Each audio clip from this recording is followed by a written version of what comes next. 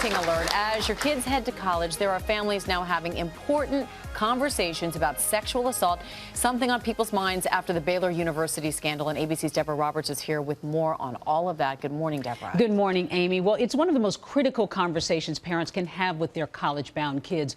Given that 80% of sex assaults happen to young women under the age of 25, college campuses all over the country are grappling with this difficult issue, particularly Baylor University, which has been under the harsh glare of controversy.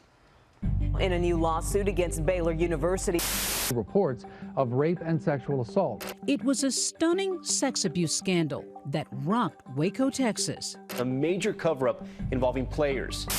And collapsed a college administration. The head football coach being sacked, university president Ken Starr demoted. Sexual assault survivors at Baylor University say the elite conservative Christian school tolerated a culture of sexual violence and assault by some student athletes. This is a place that had not had a lot of success in football, and I think once they got a taste of it, nobody wanted to make changes to address these issues. Mark Schlabach, along with Paula Levine, reporters from ESPN, reveal all the painful details of Baylor's missteps and the victims who say the school turned a blind eye to their assaults in a new book, Violated. What about the young women? You interviewed many of them. What did these experiences do to their lives? It changed them completely. They needed help and they weren't getting it. They were in need of someone to take them seriously. And it's not just a Baylor problem.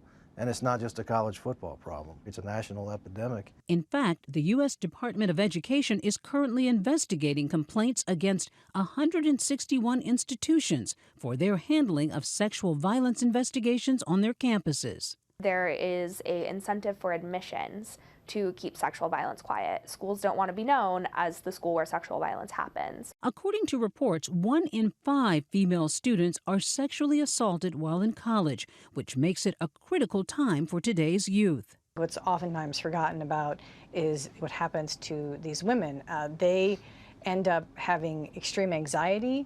They end up experiencing symptoms similar to post-traumatic stress disorder. As for Baylor University, it tells ABC News, "We are deeply sorry to all those who have been harmed," adding, "We have made significant investments to prevent and deal with the scourge of campus sexual violence." What's your best advice to parents based on what you've learned? I mean, we should be teaching our sons, look, not only should you treat women well, if you see something happening, you need to step in. And that's a message that we need to be giving to the men and women who are going on campuses. Such an important message for, as she said, young women and men. Baylor and many other colleges, after years of having complaints that they weren't taking these complaints seriously, now have policies in place to help students stay safe. But it is key, Amy, that students are always aware of their surroundings and things that may feel uncomfortable, that they should report them if they see that. That's right. And Deb, you are a mom who has a daughter headed off to college this week for her freshman year.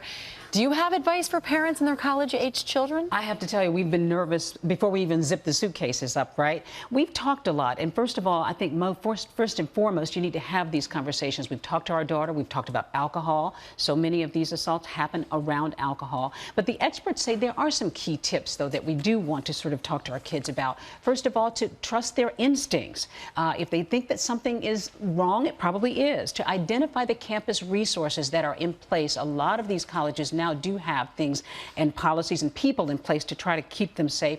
And most important, Amy, we talked about this before, is to intervene. If they see something happening, maybe intervene themselves or get an authority figure to intervene. If you see someone in trouble, do what you can to try to help out. It's so important. And we mentioned your daughter, and you said this earlier, but talking to your sons as well. This is everyone's problem. Everyone's problem. It's not just young women. Even though they report the assaults, young men can do a lot about not condoning this behavior, too. Deb, thank you so much, and good luck to your daughter. I'm sure she doesn't need it.